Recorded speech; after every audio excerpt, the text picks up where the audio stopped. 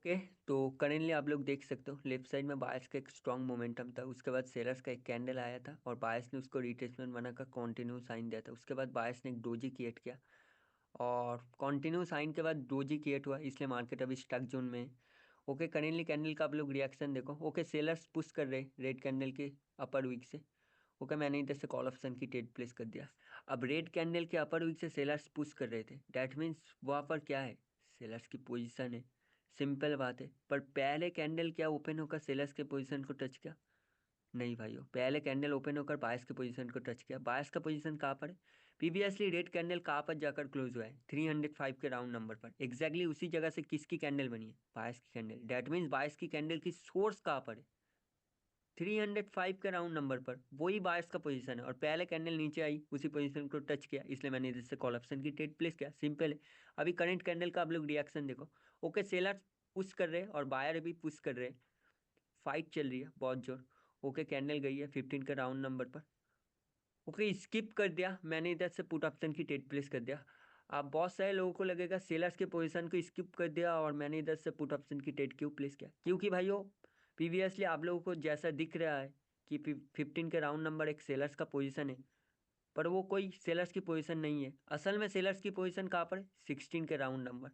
तो हमेशा जो राउंड नंबर होती है उसके ऊपर जहाँ पर वीक होती है वहाँ पर असल में सेलर्स या बायर्स का पोजीशन रहता है। प्रीवियस जो मोमेंटम की सेकेंड लास्ट कैंडल थी वो एग्जैक्टली 16 के राउंड नंबर से रिजेक्शन आई थी लास्ट सेकेंड में और कैंडल को नीचे रखा गया था। डैट मीन्स असल में सेलर्स कहाँ पर बैठे?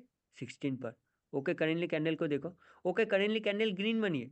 जहाँ पर सेलर्स की पोजीशन थी, सेलर्स को आना चाहिए था, उसी जगह पर कैंडल ग्रीन बनी है। मैंने इधर से कॉल ऑप्शन की ट्रेड प्लेस कर दिया। एग्जैक्टली बात को डीपली समझना है। प्रीवियसली जो मोमेंटम की सेकेंड लास्ट कैंडल थी, उस कैंडल की अपर वीक पर किसकी पोजीशन थी? सेलर्स की पोजीशन। मैंने आप लोगों को बताया 16 पर सेलर्स की पोजीशन थी। उसी जगह से एग्जैक्टली बायर्स आए। ये कोई बायर्स का वीकनेस नहीं है। मार्केट में बायर्स सेलर को रीड करना चाहिए।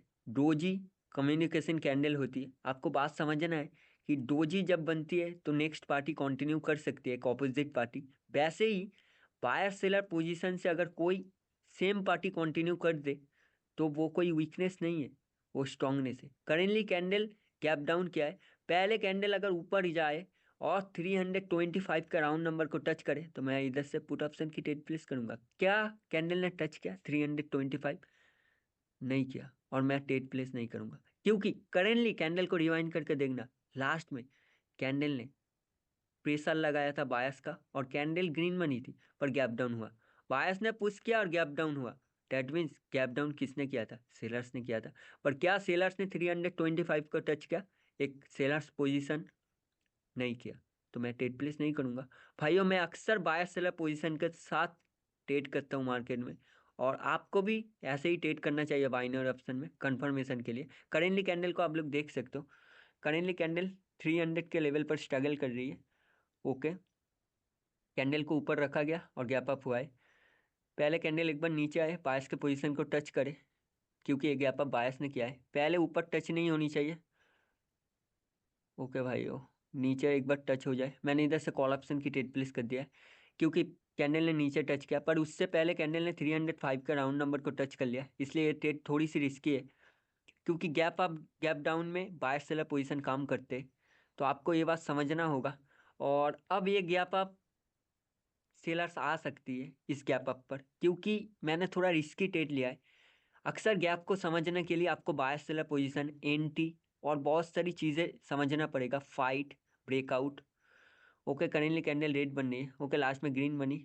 ओके, लास्ट में गैप डाउन हुआ एक बड़ा सा। मैं इधर से मार्टिंगल के साथ कॉल ऑप्शन के लिए जा रहा हूँ, क्योंकि कैंडल लास्ट में ग्रीन बन रही थी और लास्ट में एग्जैक्टली कैंडल रेड बनी है और एक बड़ा गैप डाउन हुआ है और इधर 2-3 लेवल्स को स्किप किया गया, इसलिए मैंने इधर से कॉल ऑप्शन की ट्रेड प्लेस कर दिया।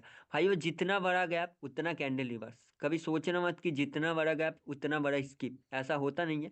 ऐसा इंडियन स्टॉक मार्केट में होता है पर बाइनरी में, फॉरेक्स में नहीं होता। सो बात को समझना है, गैप के रीजन को डीपली समझना है भाइयों। क्योंकि बहुत सारे लोग कोर्स करते, बैच चलाते, पर उनके कोर्स में कोई गैप डाउन गैप अप ये कोई टॉपिक होता ही नहीं। आपको बात को समझना है कि गैप डाउन और गैप अप कहाँ पर लगती है, क्यों लगती है, उसके रीजन जानना जरूरी है।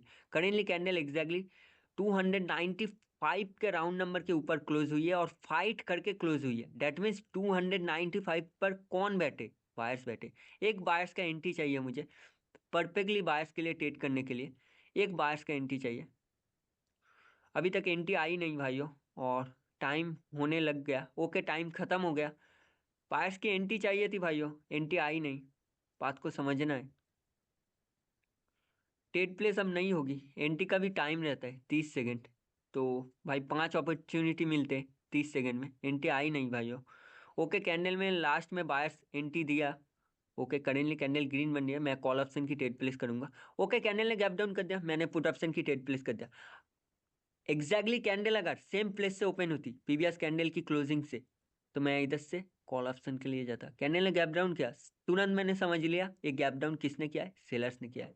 तो गैप को समझना है भाइयों, गैप कोई नॉर्मली चीज नहीं है कि गैप डाउन हमेशा ब्रेक करने के लिए होता है और गैप अप हमेशा कंटिन्यू करने के लिए होता है। तो बात को समझना है, क्योंकि नॉर्मल जो लोग हैं वो रिएक्शन जानते नहीं है, सिर्फ मार्केट में मास्टर बन के बैठे हैं, पर उनको गैप का कोई अंदाजा नहीं है। और 7 से 8 तरीके के गैप होती है मार्केट में, समझना पड़ेगा। गैप के साथ बहुत सारे कॉन्सेप्ट मिक्सअप होता है जो समझना पड़ेगा। अगर कोई एक कॉन्सेप्ट आपसे मिस हुआ तो आप कोई एक गैप को पकड़ नहीं पाओगे, मैं हर गैप को समझ सकता हूँ।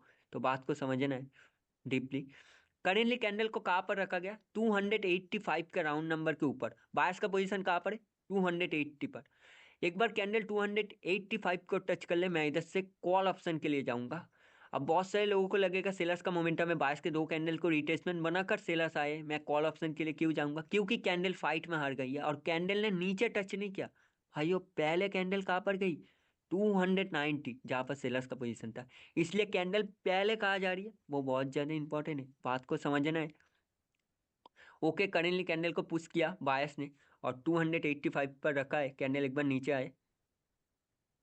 ओके, मैंने इधर से कॉल ऑप्शन की ट्रेड प्लेस कर दिया। मैंने प्रीवियसली क्या बोला था, प्रीवियस लेवल किसका था भाइयों, 2 मिनट याद करो आप लोग। प्रीवियस 280 के लेवल पर मैंने बोला था बायर्स बैठे, और कैंडल को लास्ट में प्रीवियस रेड कैंडल को किसने क्लोज करवाई, बायर्स ने। पहले कैंडल नीचे आई, किसकी पोजीशन को टच किया, बायर्स के पोजीशन को। भाई 3 के 3 अपॉर्चुनिटी बोल रहे हैं बायर्स के लिए ट्रेड करो, तो हमें बायर्स के लिए ट्रेड करना है, सिंपली बात को समझना है। इस जगह पर बायर्स को आना पड़ेगा। अब सेलर्स वीक भी हो चुके हैं मार्केट में और बायर्स ने क्लोज करवाई है, पर टेंट के साथ मैंने थोड़ा ऑपोजिट में ट्रेड किया है, टेंट के साथ ट्रेड नहीं किया। तो सेलर्स के लिए बन सकते हैं कैंडल। ओके, कैंडल रेड बनी है। अब भाइयों, ये सेलर्स की कोई वीकनेस नहीं है, मैं ट्रेड नहीं करूंगा, मैं कर सकता हूँ सेलर्स के लिए, पर मुझे पता है ये सेलर्स की कोई वीकनेस नहीं है, क्योंकि प्रीवियस लेवल से किसको आना चाहिए था, 285 किसकी लेवल है भाइयों, आप लोग बताओ। 285 बायर्स की लेवल है, और उसी जगह से सेलर्स कैंडल आई है।